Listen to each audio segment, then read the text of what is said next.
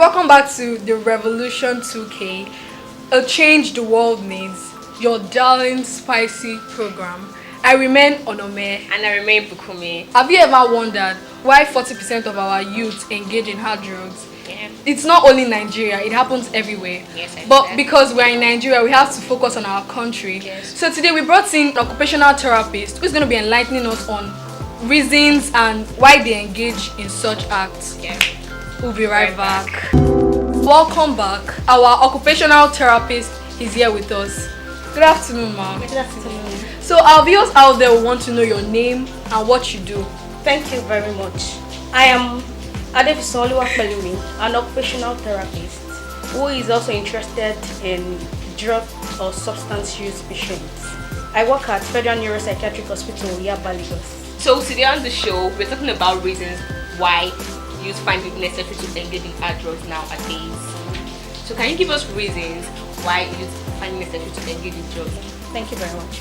The first reason from my perspective or from my view that youth find it necessary to engage in drugs nowadays, first is misinformation. When I say misinformation, I mean most people are not educated on the dangers of substance use. The second reason is peer pressure and acceptance, the need to be accepted by probably your peers, your age groups, and everyone around you. So, as an occupational therapist, right, what are the signs? Like when a child walks up to you, will you be able to tell that, okay, this child is into drugs? You can't really judge by the look of a person. Okay. Because if we look at the pharmacological mechanism of substance use, it's in a progression. It's not something that just affects an abuser on the go. It affects the person in a process such that your first attempt at drugs opens you up to other attempts. So it is when it has become blown up that you start seeing negative changes in the child or in the so-called teenager or adult who is abusing the drug. So you can't see it facially unless you've seen the person with probably a stick of cigarettes, or you are informed about the association the person keeps. Although sometimes you get to know by the reactions. You see some of them, they keep shouting, they become so aggressive at you. True. Unnecessarily they shout, and some of them you can depict by their dentition, because abuse of cigarettes over time will cause the dentition, the teeth now, to become brown. Thank you so much for that. So I want to people who know that this drug is being abused. Let's say some of these drugs, they have pharmacological importance and economic importance. Yeah, I would explain myself. Yeah. By pharmacological importance, I would use codeine and tramadol as my examples. Take tramadol. Tramadol is an analgesic. Analgesic relieves pain. Once you take tramadol in the prescribed dosage, then you are on the right path. Okay. So all these drugs, they have addictive effects on the brain. Okay, now let me quickly go into a bit of pharmacology. There is a neurotransmitter in the brain called dopamine. This neurotransmitter, that's the first point of action of any drug that is being introduced into the body, such that once there is a high concentration of this drug in the body or in the brain, it tends to give a tolerating effect on the brain. Of course, we know that the brain controls our body. The next time the person takes such a drug, e.g. tramadol, he feels he doesn't get the necessary effect of that dosage he took in the first instance. He feels he needs to get more. Alright. So in getting more of that same drugs, that leads to abuse. Codeine, my second example. Codeine is a cough syrup.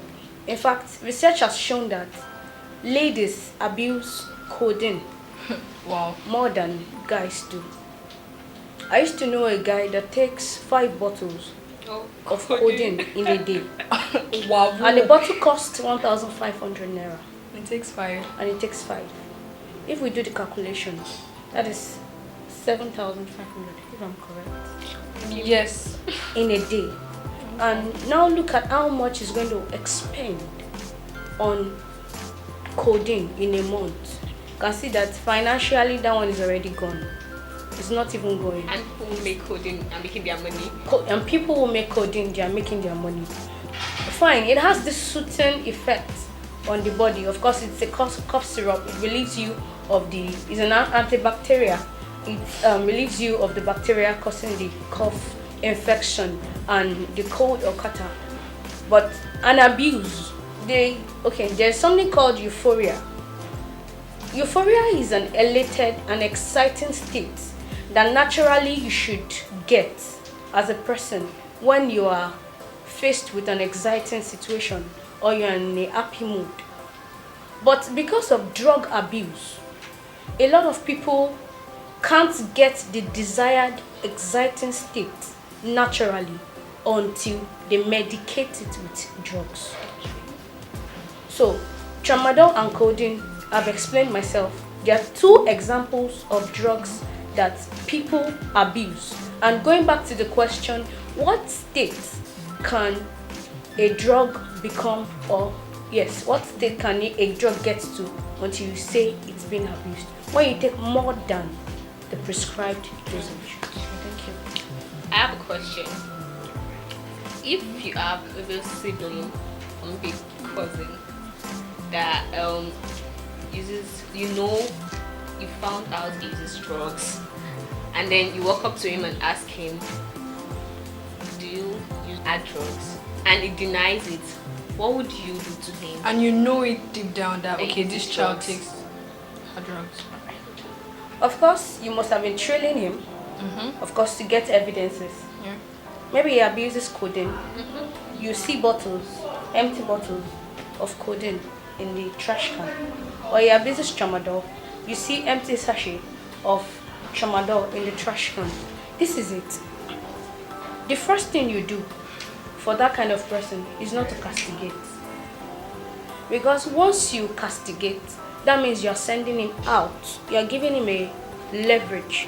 You are giving him an open hand to go out and continue doing what he's doing.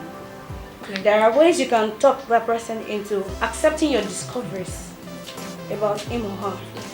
And then on accepting, you both sit down together. If you are much more enlightened than he or she, you take him back and then you both look out for the dangers of this substance he is already abusing. There are ways you can get into that person to help. Okay. Because you already know that the path this person is treading is not good. Yeah, exactly. Because the end point of drug abuse or drug use is dependence. Now, these people, they don't even find anything interesting. They don't find any activity pleasurable. So the best thing they can do to while away time is to take drugs. Horrible. This is really a problem, honestly. One other thing substance abusers they lack is money management. Exactly. Because you always want to, once you have a craving, you want to spend. Yeah. Anyway, anyhow, you will get the You shall money. get the money. Whole lot of people that are doing well on their jobs without abusing drugs. Exactly. That's why I said misinformation is one of the reasons why most youths are going into hard drugs. They are not informed of the negative effects of those drugs. They feel those drugs help them to perform well. By the end of the day, these drugs reduce their natural ability. So they can't perform on their own at their own drive without the drugs. So what are your advice for youth that engage in hard drugs? Okay, my advice for youths that are already into hard drugs first is that there is always an end to something.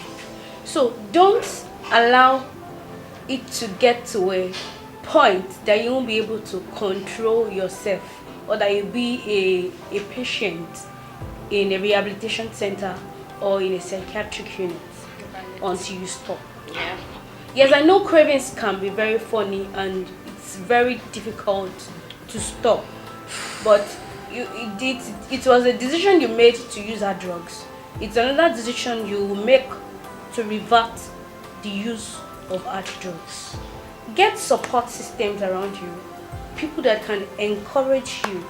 Okay. Instead of indulging in hard drugs, look for interests, things that pleasurable activities that interest you, that you can engage in instead of doing drugs, and go back to your natural self.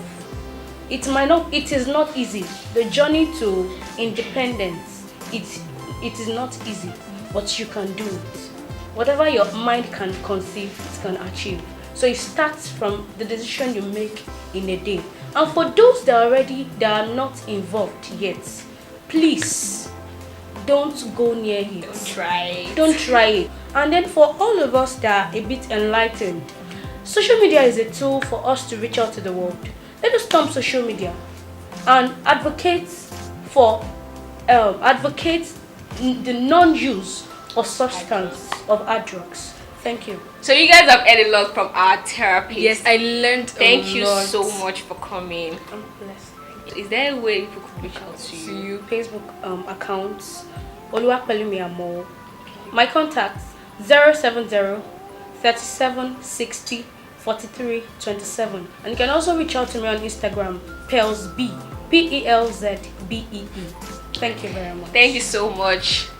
And for those who watch this episode, I want to say very big thank you to you guys.